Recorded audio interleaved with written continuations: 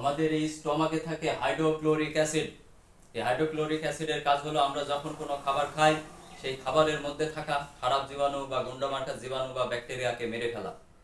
কিন্তু আমরা যখন গ্যাসের বড়ি, ট্যাবলেট, ক্যাপসুল এগুলো খেয়ে ফেলি তখন যেটা হয় তা হলো আমাদের এই স্টমাকের হাইড্রোক্লোরিক অ্যাসিডের নিঃসরণটা টোটালি স্টপ হয়ে যায়। আর তখন আমরা যে খাবারই খাই সেই খাবারের সঙ্গে খারাপ জীবাণু আমাদের পেটে চলে যায় বা গাটে চলে যায়, গিয়ে সেখানে হট্টগোল শুরু করে যায়। কারণ এই খাবারের বাজে জীবাণুগুলো মারাই হচ্ছে হাইড্রোক্লোরিক অ্যাসিডের কাজ।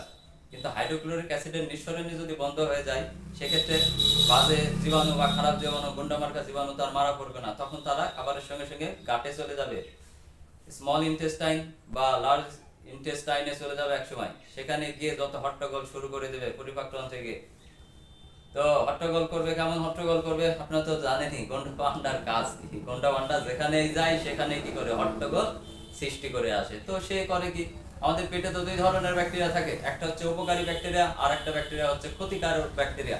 এই দুই ধরনের ব্যাকটেরিয়া আমাদের পেটে থাকে। তো যারা উপকারী ব্যাকটেরিয়া তারা আমাদের ভালো করে। উপকারী ব্যাকটেরিয়ার সংখ্যা বেশি থাকলে আমরা সুস্থ থাকি, আর ক্ষতিকর ব্যাকটেরিয়ার সংখ্যা বেশি থাকলে আমরা অসুস্থ হয়ে পড়ি।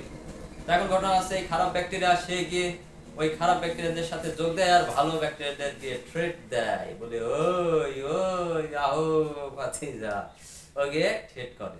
এ হচ্ছে বিষয়। এটা হচ্ছে আমাদের খাদ্যাভ্যাসের এবং লাইফস্টাইলের ভুলের কারণে, লাইফস্টাইলের ত্রুটি, খাদ্যাভ্যাসের ত্রুটির কারণে আমরা কিন্তু ম্যাক্সিমাম মানুষ এই অ্যাসিডিটি, পাইলস, আইবিএস, আইবিটিতে ভুগি। এখন যা হয় তা হলো, অনেক সময় আমরা জেফের সাথে রেস্টুরেন্টে যাই, সেখানে গিয়ে পিৎজা, বার্গার, সিঙ্গারা, সমোসা, ডালপুরি, ভেলপুরি, ফুচকা, সেই সাথে আবার কোকাকোলা খেয়ে দিয়ে পকেট ফাঁকা করে বাড়ি ফিরে আসি। এরপরে যেটা হয় তাহলে রাত্রে আবার যে ভাবে যে দেখি বয়ফ্রেন্ডকে একটা ফোন দিয়ে দেখি কি অবস্থা।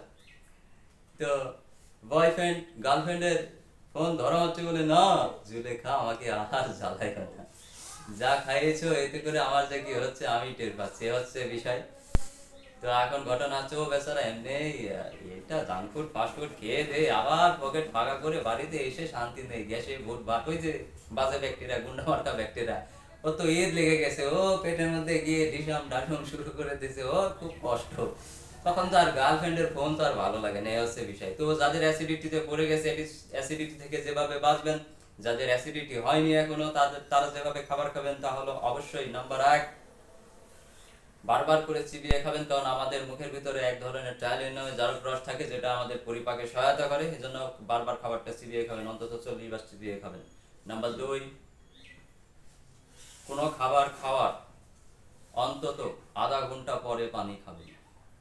নাম্বার 3, সকল প্রকার প্যাকেটজাত খাবার, fast food, junk food, process food এবং কালার্স ফুড অ্যাভয়েড করবেন, এগুলো খাওয়া যাবে না। নাম্বার 4, সাদা বিষ অ্যাভয়েড করবেন, যেমন সাদা চিনি, সাদা চাউল, সাদা আটার খাবার অ্যাভয়েড করবেন। নাম্বার 5, তেল চর্বি জাতীয় খাবারটা অবশ্যই কম করে খাবেন এবং বাজে তেলের খাবার কম খাবেন, দেখবেন গ্যাস হবে না। আর যাদের গ্যাস হয়ে গেছে তারা যেটা করতে পারেন, লেবু এবং বেকিং সোডা, যখনই গ্যাস বাড়বে লেবু আর বেকিং সোডা, একটা লেবুর অর্ধেক করে নিন, এরপর বেকিং সোডা আপনি 1 চামচের 4 ভাগের 1 ভাগ নিয়ে নিন এবং 1 গ্লাস পানিতে মিশিয়ে নিন, তারপরে খেয়ে ফেলুন, দেখবেন অ্যাসিডিটি চলে যাবে। এবার 2 নম্বর পদ্ধতিটি হলো, আপনি ইসবগুলের ভুসি এবং সোনা পাতা একত্রে মিশিয়ে নিন, 1 মিনিট রেখে দিন, তারপরে খেয়ে নিন, দেখবেন অ্যাসিডিটি চলে যাবে। পদ্ধতি নম্বর 3, তা হলো ভিএমএক্স, ভেষজ মিক্সচার। এই ভেষজ মিক্সচারটা যারা গ্যাসের রোগী তারা অবশ্যই সকালে 1 চামচ কুসুম গরম পানিতে, 1 গ্লাস কুসুম গরম পানিতে মিশিয়ে নিন, তারপর খেয়ে ফেলুন, গ্যাস চলে যাবে। একইভাবে রাত্রে ভাত খাওয়ার 1 ঘন্টা পরে কুসুম গরম পানিতে 1 চামচ এই ভেষজ মিক্সচার মিশিয়ে নিন এবং খেয়ে ফেলুন, দেখবেন গ্যাস চলে যাবে। গ্যাস খুব সাধারণ একটা জিনিস, সহজ একটা জিনিস, আমরা এটাকে জটিল করে ফেলেছি। এরপরেও যদি গ্যাস ভালো না হয় তো আমার সাথে কন্ট্যাক্ট করবেন, গ্যাস ভালো হবেই ইনশাআল্লাহ।